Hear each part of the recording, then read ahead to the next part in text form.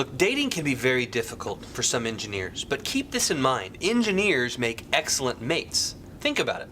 We have stable jobs, we're surrounded by a bunch of other dudes, and we can fix anything around the house.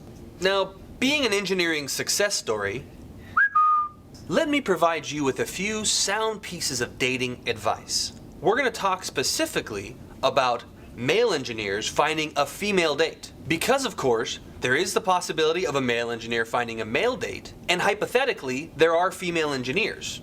And of course, hypothetically, there's Bigfoot too. The first rule of dating is to be yourself. That's not going to work for you. As you're preparing for the date, let's talk about wardrobe. Socks and sandals, while very comfortable at work, should never, ever be worn on a date. Nerdy t-shirts with trite sayings should be completely avoided. It's like a monkey wearing lingerie. For the first 5 minutes, it's very cute. For the rest of the time, incredibly disturbing.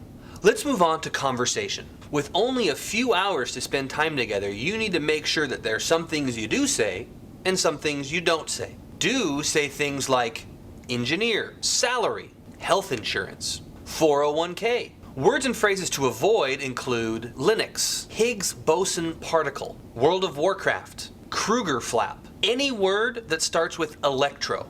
Now before you pick her up, and don't forget, you do have to pick her up, make sure you've eliminated anything homemade inside of your car.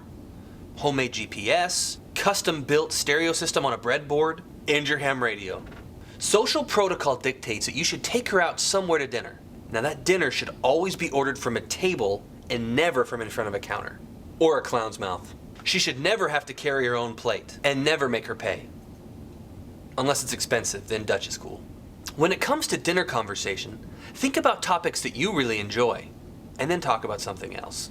Dates can be very few and far between, so you want to make sure you maximize the opportunity to impress your future potential spouse. In most cases, going to a movie can kill the conversation for upwards of 2 hours.